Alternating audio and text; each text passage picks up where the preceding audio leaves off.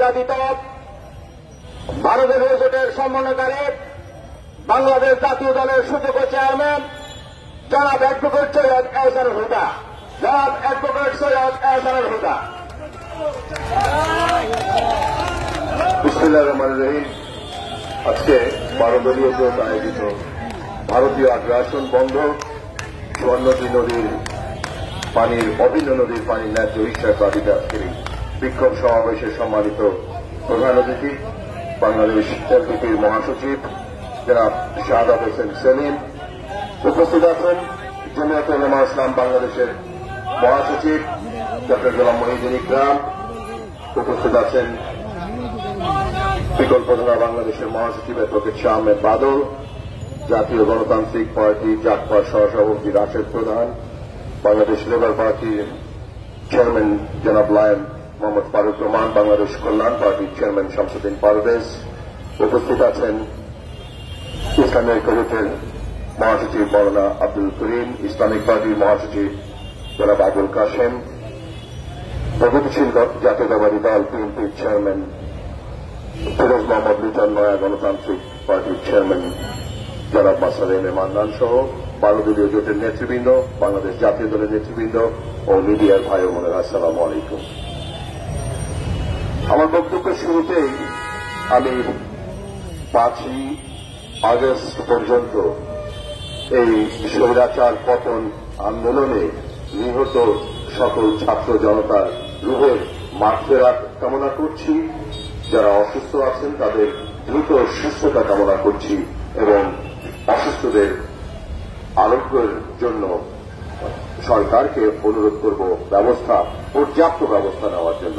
বন্ধুরা, আপনারা দেখেছেন হঠাৎ করে স্বামী ভিনদেশী এদেশের মানুষ যখন তার স্ত্রীকে ছেঁকিয়ে বিদায় করল, এক কাপড়ে চলে যেতে হয়েছে, তার বদলা নিতে আকস্মিকভাবে ত্রিপুরার ডম্বুর গেটগুলো খুলে দিল, বাংলাদেশকে পানিতে ডুবিয়ে দিল।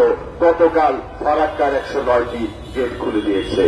আমরা বরাবর বলে এসেছি 12 দলীয় জোট নির্বাচনের পর থেকে সর্বপ্রথম ভারত বর্জন, ভারতীয় পণ্য বর্জন, ভারতীয় পণ্য বিক্রয় বন্ধ করার জন্য বাংলাদেশের এক প্রান্ত থেকে আরেক প্রান্ত পর্যন্ত চষে বেরিয়েছি। আমরা বলেছি ভারত কখনো আমাদের বন্ধু হতে পারে না। শেখ হাসিনা স্বৈরাচার ছিল, ভারতের দোসর একটি তাবেদার সরকার দিয়ে তারা বাংলাদেশকে শোষণ করছিল। এই মোদী হিন্দুত্ববাদী সরকার শেখ হাসিনার পতনের পর তাদের ক্ষোভ, দুঃখ, রাগের বহিঃপ্রকাশ আজকে বাংলাদেশকে পানিতে ডুবিয়ে মারছে। কিন্তু আপনারা দেখেছেন এই জাগ্রত বাংলাদেশ, নতুন বাংলাদেশ কিভাবে এই পানবাসীর পাশে দাঁড়িয়েছে। একদিনে 2 কোটি টাকা টিএসসিতে টাকা উঠেছে এবং ত্রাণ রাখার জায়গা নেই। বাংলাদেশের মানুষ সকলেই বন্যার্তদের পাশে এসে দাঁড়িয়েছে। আমি সকলকে বলব, এই মুহূর্তে বন্যার পরে পুনর্বাসনটা ভুলে যাবেন না, সেই ব্যাপারেও আমাদেরকে সজাগ থাকতে হবে। একটি কঠিন কাজ, পানিবাহিত রোগ থেকে শুরু করে মানুষকে পুনর্বাসন করার জন্য বাংলাদেশের সকল দেশপ্রেমিক জনগণকে আমি এই বানবাসী মানুষের পাশে থাকার আহ্বান করব। বন্ধুরা, আপনারা খেয়াল করেছেন একটি গণ অভ্যুত্থান, একটি বিপ্লবের মাধ্যমে 15 বছরের একটি স্বৈর শাসনের পতন হয়েছে। আমরা আজকে মুক্ত বাতাসে এই প্রেস ক্লাবে এই সরকারের পতনের পর প্রথম সমাবেশ করছি। ভারতীয় পণ্য বর্জনের যে ডাক দিয়েছিলাম সে ব্যাপারে আমরা কি মিছিল করব। আমি সকলকে বলতে চাই, আজকে সারা বাংলাদেশে লক্ষ্য করে দেখেন প্রতিটা বিশ্ববিদ্যালয়, কলেজে ভারতীয় পণ্য বর্জন, ভারতীয় আগ্রাসনের বিরুদ্ধে মিছিল হচ্ছে। দেশের জনগণ আজকে জাগ্রত হয়েছে।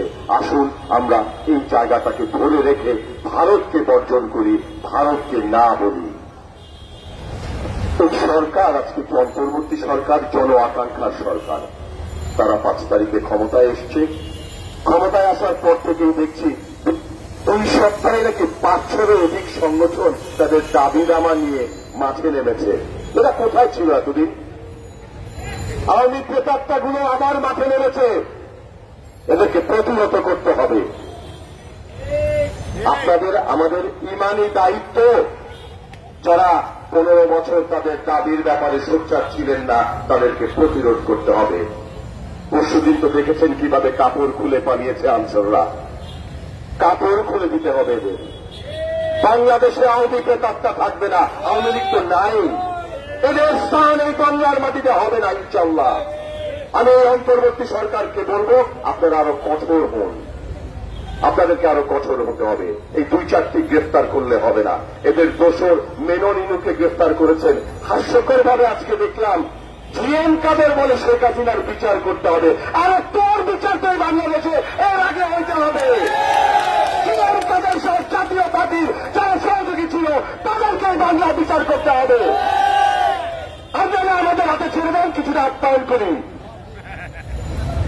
এদের বিচার না করলে ভবিষ্যতে কেউ শিখবে না।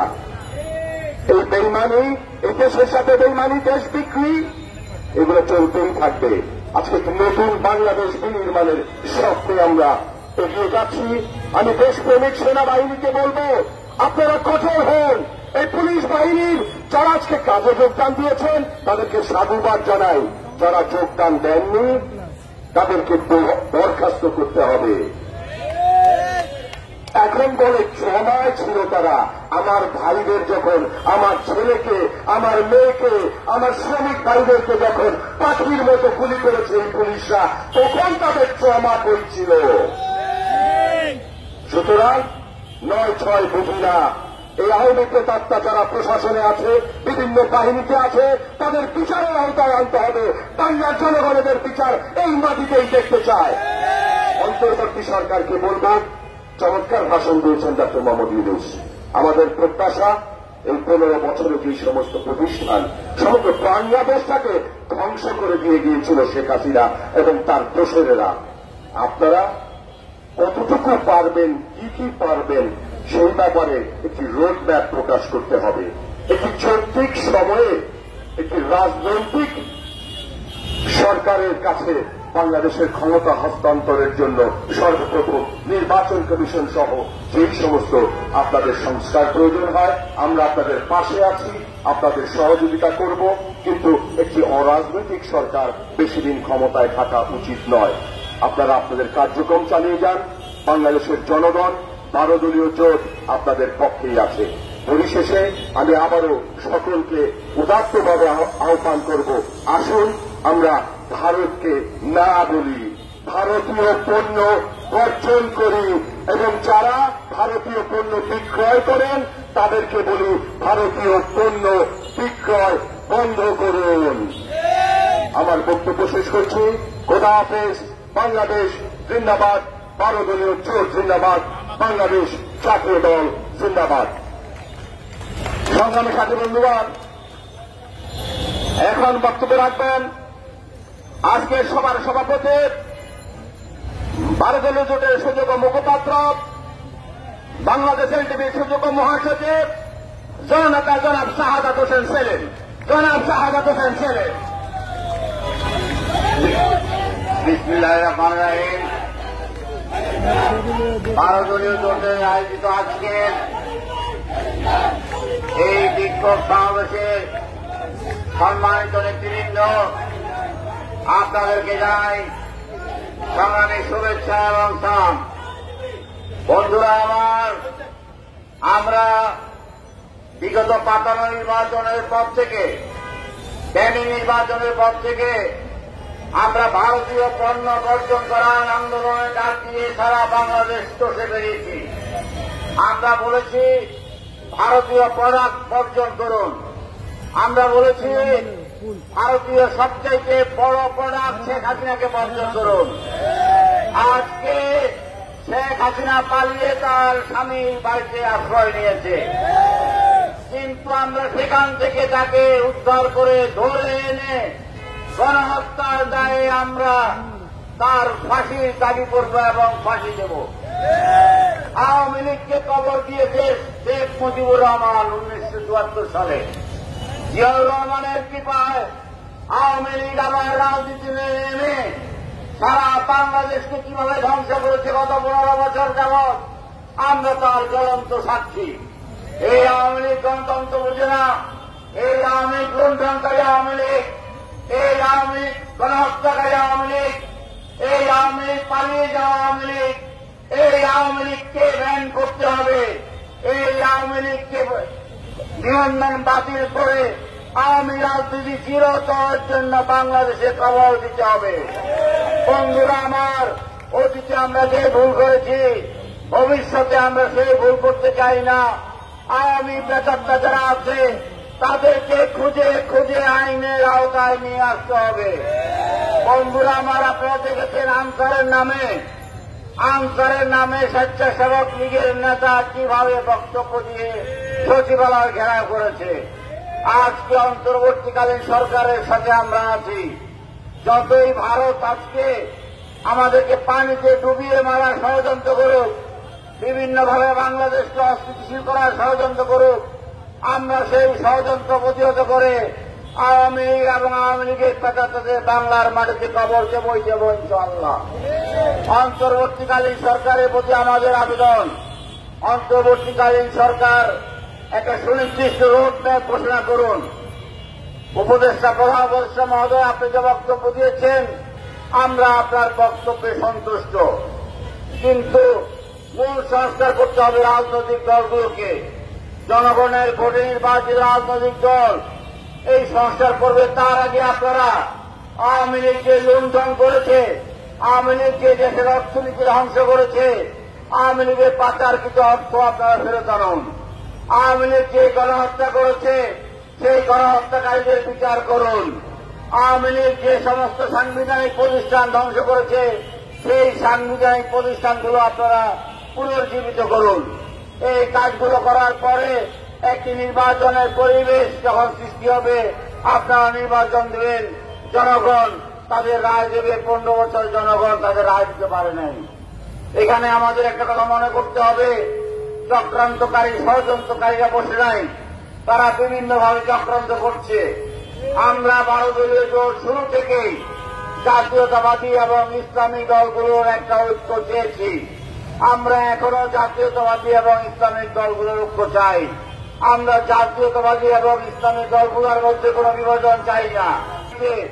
আন্দোলন যেমন সফল হয়েছে জাতীয়তাবাদী এবং ইসলামী দলগুলো বিগত 15 বছর পর্যন্ত রাজপথে থেকে একটি সরকারের বিদায়ের একটা মসৃণ পথ তৈরি করেছে। ছাত্র জনতার গণ অভ্যুত্থানে তাদের পতন হয়েছে। আমরা আবারও চাই যে আগামী নির্বাচন এবং আগামী সরকার যেন জাতীয়তাবাদী এবং ইসলামিক গণনার সরকার হয়। এখানে চক্রান্তকারীরা বসে থাকবে না।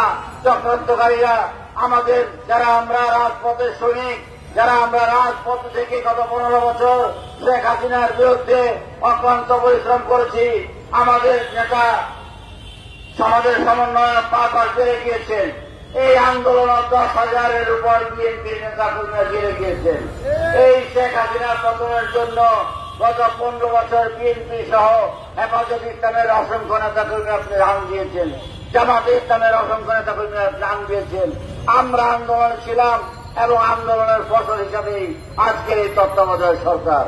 ছাত্র জনতার অভ্যুত্থানকে আমরা মসৃণ করে দিয়েছি, আমরা সেখানে অংশগ্রহণ করেছি, আমরা সেখানে তাদের আন্দোলন সর্বত্র সহযোগিতা করেছি এবং তাদের আন্দোলন সফল হওয়ার জন্য চূড়ান্তভাবে আমরা রাজপথে ছিলাম। ভবিষ্যতেও যে কোনো চক্রান্ত এবং ষড়যন্ত্র মোকাবিলা করে একটি গণতান্ত্রিক, একটি গণতান্ত্রিক, একটি উদার রাজনৈতিক একটি দলগুলো এবং ধর্ম ভিত্তিক রাজনৈতিক দলগুলো মিলে আমরা দেশে দুর্নীতি দূর করব, আমরা দেশে সুশাসন কায়েম করব, আমরা ভেঙে পড়া সমস্ত প্রতিষ্ঠানগুলোকে আবার জনগণের সেবার পক্ষে আমরা দাঁড় করাবো। এই আশাবাদ ব্যক্ত করে আপনাদেরকে ধন্যবাদ জানিয়ে আবারও বলছি, ভারত আমাদের বন্ধু নয়, ভারত আমাদের শত্রু। ভারত অতীতে আমাদের শত্রু ছিল। সেই 47 সাল থেকে ভারত আমাদের শত্রু, 71 সাল থেকে ভারত আমাদের শত্রু, ভারত আজও আমাদের শত্রু। ভারতকে কোনোভাবে প্রশ্রয় দেওয়া যাবে না। সীমান্তে গুলি যদি করা হয়, আর একটা গুলি যদি চলে, আমরা সেই গুলিকে আমরা প্রতিহত করব।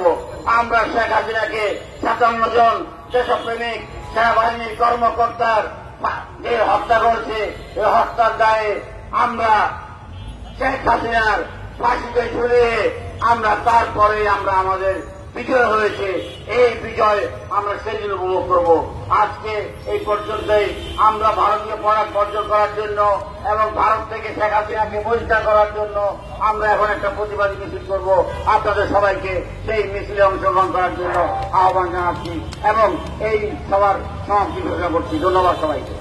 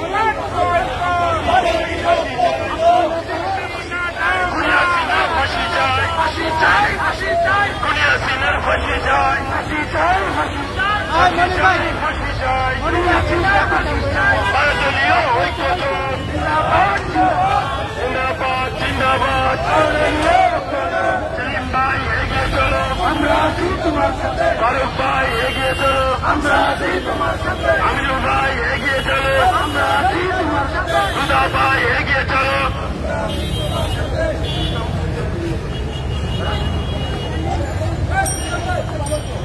বেশিরভাগ স্বৈরাচার, নিরাচার স্বৈরাচার, নিপাচার নিপাচার, বেশিরভাগ স্বৈরাচার, বেশিরভাগ স্বৈরাচার, নিপাচার নিপাচার, ফাঁসি ফাঁসি ফাঁসি চাই, দুনিয়া সিনার ফাঁসি চাই, ফাঁসি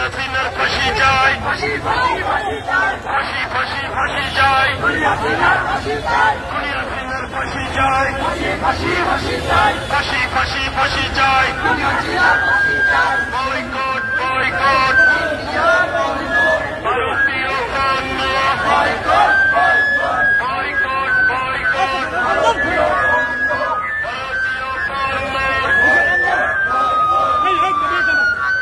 বয়কট বয়কট, ভারতীয় পণ্য বয়কট বয়কট।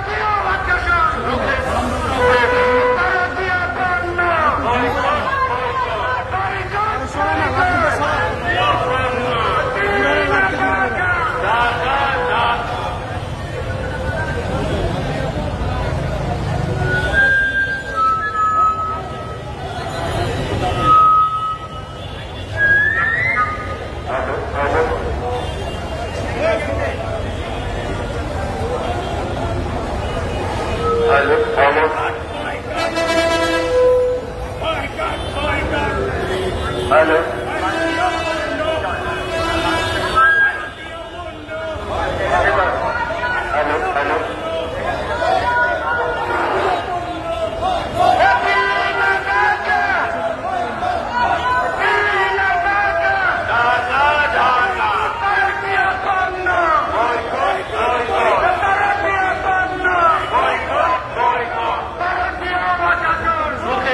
রুখে দাও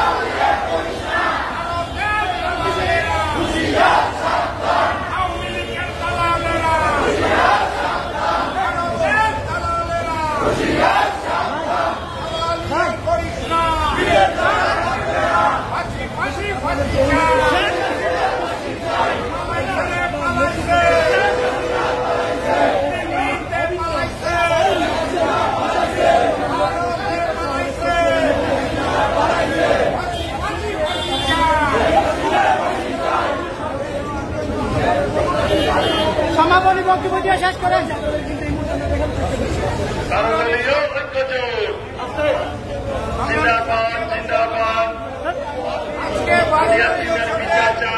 বিক্ষোভ সমাবেশ সেখান থেকে স্পষ্টভাবে বলতে চাই, ভারতীয় আগ্রাসন, আওয়ামী লীগের দালালি বাংলার মাটিতে আর বরদাস্ত করা হবে না ইনশাআল্লাহ। সময়ের মধ্যে শেখ হাসিনাকে বাংলাদেশে এনে বিচার করতে হবে, তাহলে প্রয়োজনে আমরা দিল্লি অভিমুখে লং মার্চ করে হাসিনার বিচার নিশ্চিত করব। আপনারা চোখ কান খোলা রাখবেন। 12 দলীয় জোট রাজপথে সজাগ ভূমিকায় আছে, কোন ষড়যন্ত্র মেনে নেওয়া হবে না ইনশাআল্লাহ। সবাইকে ধন্যবাদ। 12 দলীয় জোটের বিক্ষোভ সমাবেশ এবং বিক্ষোভ মিছিল আজকে এখানেই সমাপ্তি ঘোষণা করা হবে। ধন্যবাদ।